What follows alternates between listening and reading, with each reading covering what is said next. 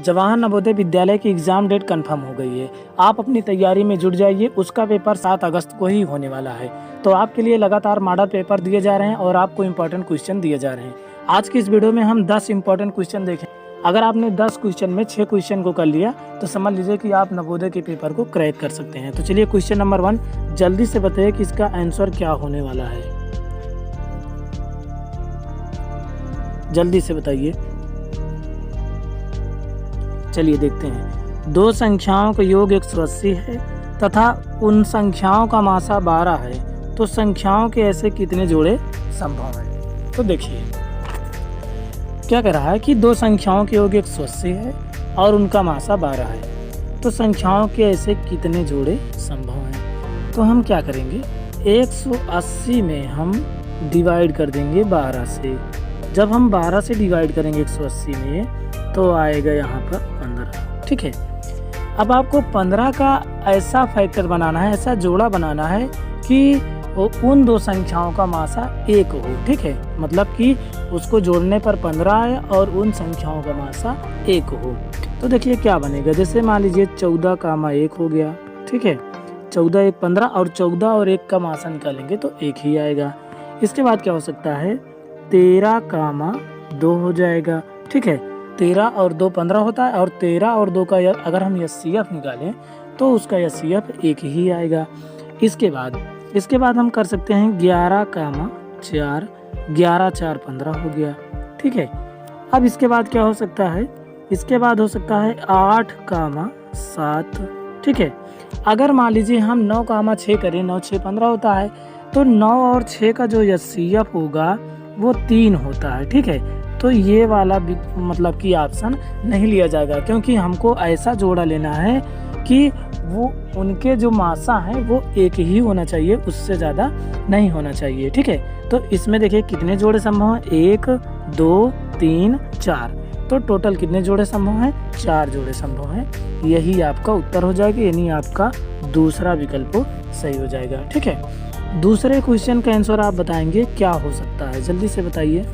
दो संख्याओं का योगफल 165 है एवं उनका मासा 15 है, वैसी संख्याओं के सही युग्म क्या है। अब देखिए ध्यान से, सेम पहले जैसे सवाल ये भी है, लेकिन इसमें आपको बताना है कि वो संख्याएं क्या हैं और इसमें आपको बताना था कि जोड़े कितने हैं। ठीक है, तो इसमें भी हम सेम तरीका पहले जैसे लगाएंगे और देखेंगे कि सबसे पहले इसके जोड़े कितने हैं, फिर उसी से हम संख्याएं निकाल लेंगे। तो चलिए हल करते हैं। देखिए यहाँ पर हम लिखेंगे 165 डिवाइड में हम कर देंगे 15। ठीक है, तो आ जाएगा कितना, 11।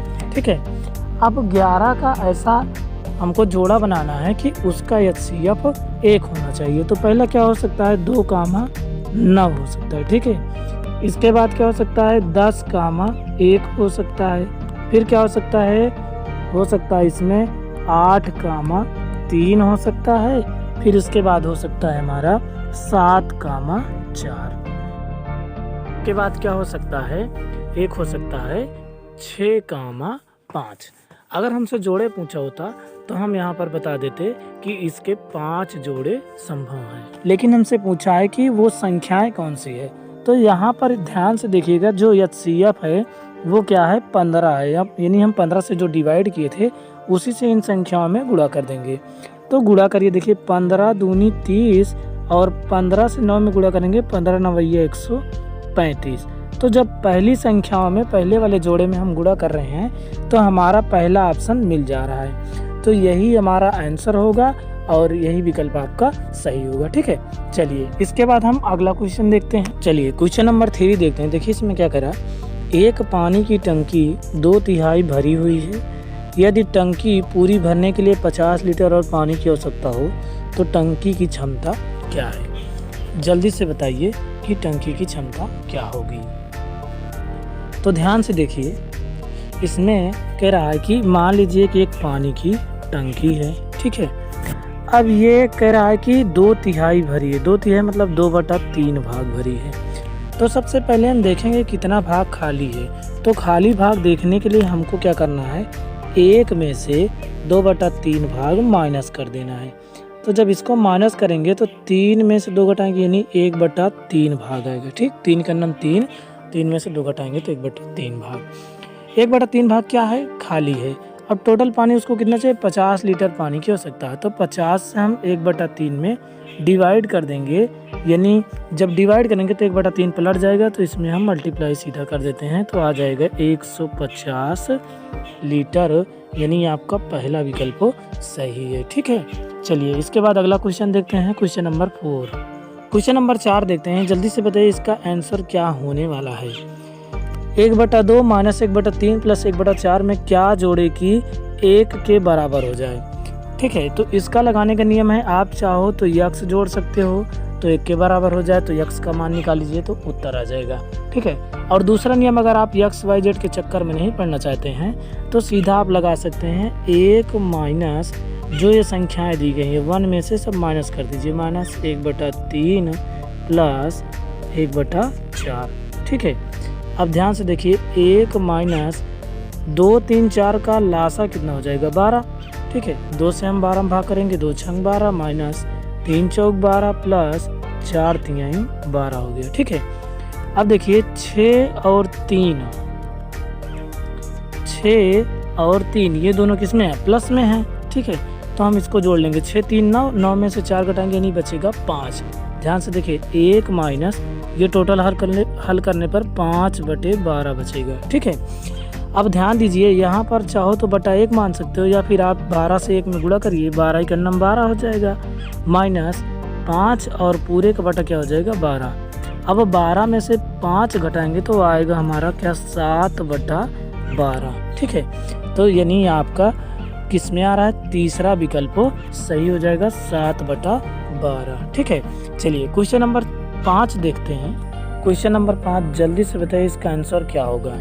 एक लड़के की जन्म तिथि 4 अक्टूबर 1968 है, उसकी आयु 1 जनवरी 1980 को कितनी होगी? तो देखिए उत्तर बताना है आपको मास वर्ष दिनों में। तो देखिए 1 जनवरी 1980, ये थोड़ा सा बड़ा, इसको हम लिखेंगे पहले। तो देखिए सबसे पहले क्या लिखेंगे आप? 1980। ठीक है, ये सब कैंसिल कर दीजिए, क्या लिखेंगे? 1980। उसके बाद लिखेंगे, देखो जनवरी पहला महीना होता है तो यानी 01। ठीक है, इसके बाद 1 जनवरी 01 मतलब पहली तारीख पहला महीना 1980। 4 अक्टूबर 1968, तो 1968 हम यहाँ लिखेंगे, और अक्टूबर होता है 10वां महीना, और कितनी तारीख है? 4 तारीख। ठीक है, इसी को हम माइनस कर देंगे, जो आएगा वही हमारा उत्तर होगा। तो देखिए ये घटाना बहुत दिमाग लगा के करना है। 1980 से इसमें 12 महीने आएंगे उधर। ठीक है, तो इसमें एक पहले से 12 महीने आएंगे तो हो जाएगी ये 13 महीने। अब 13 महीने से फिर इसमें आएगा 30 दिन। ठीक है, तो ये पहुंच जाएगा कितना? 30, और एक यहाँ पहले से 30 दिन यहाँ आएगा। ठीक है, तो हो जाएगा 31 दिन, एक दिन पहले से है तो 31 में से 4 घटा देंगे तो बचेगा कितना? 27 दिन। ठीक है, ध्यान देना 27 दिन बचेगा। अब इसके बाद यहाँ पर देखिए 13 महीने हुए थे, 1 महीना उधर चला गया तो यहाँ बचा 12 महीने। 12 में से 10 घटाएंगे कितना बचेगा? 2 बचेगा। ठीक है, अब ध्यान दीजिए यहाँ से जब 1 वर्ष पूरा उधर चला गया 12 महीने, तो यहाँ पर बचा कितना? 9। 9 में से 8 घटा देंगे 1, और यहाँ बचा 7, 7 में 6 गए 1, और इधर 9 में से 9 गए 0, और 1 में से गए 0, कोई मतलब नहीं है। तो क्या आया? 11 वर्ष 2 महीने 27 दिन। आपका तीसरा विकल्प सही हो जाएगा, 11 वर्ष 2 महीने 27 दिन। ठीक है, ध्यान से नोट कर लीजिए, स्क्रीनशॉट कर लीजिए, बहुत अच्छी सवाल है। चलिए क्वेश्चन नंबर 6 बताइए इसका आंसर क्या होगा, जल्दी से बताइए। कह रहा है किसी संख्या को 9 तथा 12 से भाग देने पर शेष 1 बचता है तो वह संख्या क्या है? अब ध्यान से देखिए, इसमें चारों विकल्प दिए हैं, तो इसी विकल्प से हम इसको हल करेंगे। 9 से भाग दीजिए 73 में, तो 9 8 72, यानी शेष फल 1 बच जाएगा। ठीक है, इसमें शेष फल 1 बच जाएगा। अगर 12 से हम भाग दें तो 12 छंग 72, तब भी शेष 1 फल बच जाएगा, 1 बच जाएगा। ठीक है, 9 से हम इसमें भाग करेंगे तो 9 का 9, फिर 9 दूनी 18, यानी 12 9 108, फिर 1 शेष फल बच जा रहा है।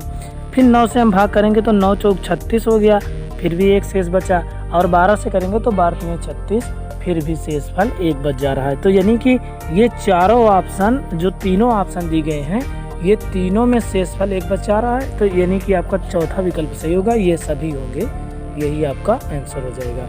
क्वेश्चन नंबर 7 पे चलते हैं हम। क्वेश्चन नंबर 7 जल्दी से बताइए इसका आंसर क्या होने वाला है। देखिए कह रहा है किसी आयताकार खेत का क्षेत्रफल क्या होगा यदि कर्ण की लंबाई तथा आयत की चौड़ाई क्रमशः 5 मीटर तथा 3 मीटर है। ठीक है, तो देखिए इसमें आयत कैसे बनेगा। आयत देखिए ये है आयत। अब कह रहा है कि इसका क्षेत्रफल बताना है। कर्ण क्या होता है इसमें, देखिए अगर हम एक लाइन खींचे तो ये होता है विकर्ण, तो यही सबसे बड़ी भुजा होगी। तो कर्ण की जो लंबाई दिया है, लंबाई कितना हो जाएगी, देखो लंबाई इसमें 5 दिया है, तो ये कर्ण क्या हो जाएगा हमारा 5। उसके बाद कह रहा है कि चौड़ाई 3 मीटर। ठीक है, तो चौड़ाई हम लिख देंगे 3 मीटर, चौड़ाई ये है, ये 3 मीटर हो गई। ठीक है, अब हमसे क्या पूछ रहा है, पूछ रहा है खेत का क्षेत्रफल। क्षेत्रफल निकालने के लिए हमको चाहिए ये लंबाई भी, क्योंकि लंबाई से ही काम हमारा होगा, एल नहीं मालूम है हमको।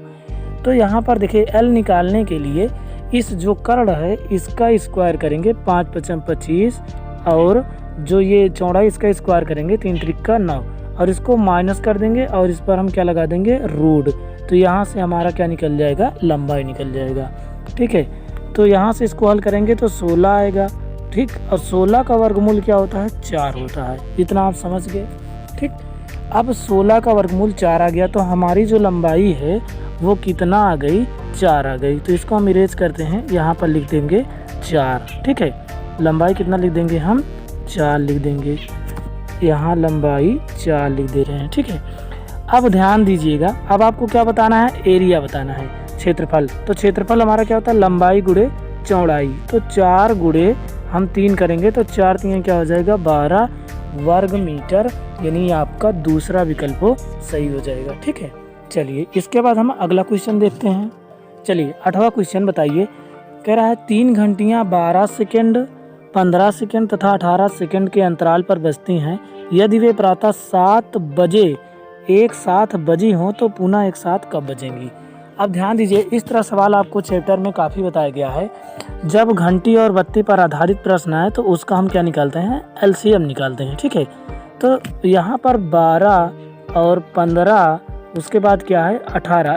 अगर हम इसका एलसीएम निकालें तो एलसीएम जो आएगा वो आएगा 180 आएगा। ठीक है, 180 आएगा।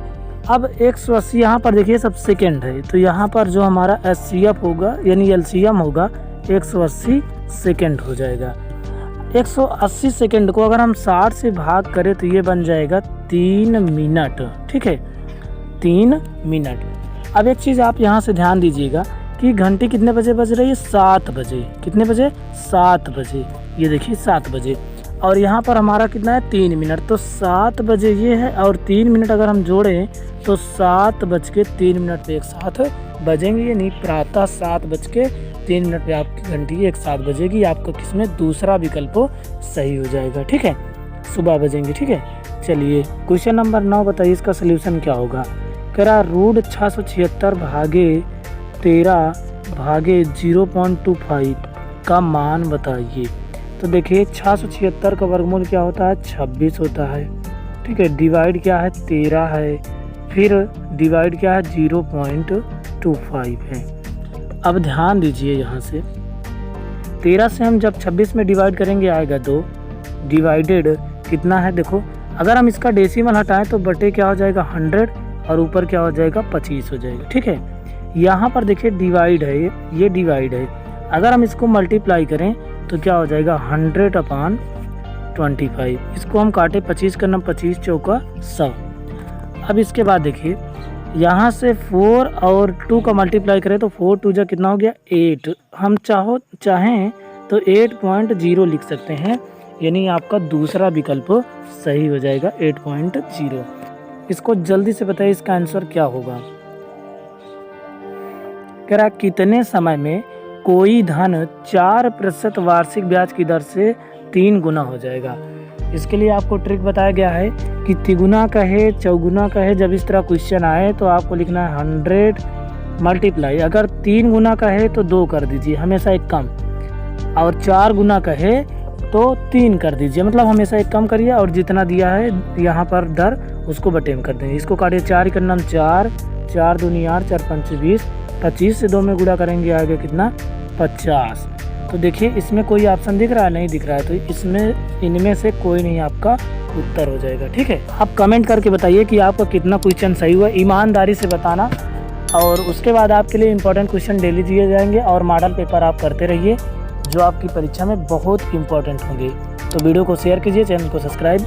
अगर आप प्रैक्टिस करना चाहते हैं तो इधर प्लेलिस्ट आ रही है, आप प्रैक्टिस सेट कर सकते हैं और आप इधर देख सकते हैं। टेस्ट देना चाहते हैं तो टेस्ट दे सकते हैं। वीडियो देखने के लिए बहुत बहुत धन्यवाद।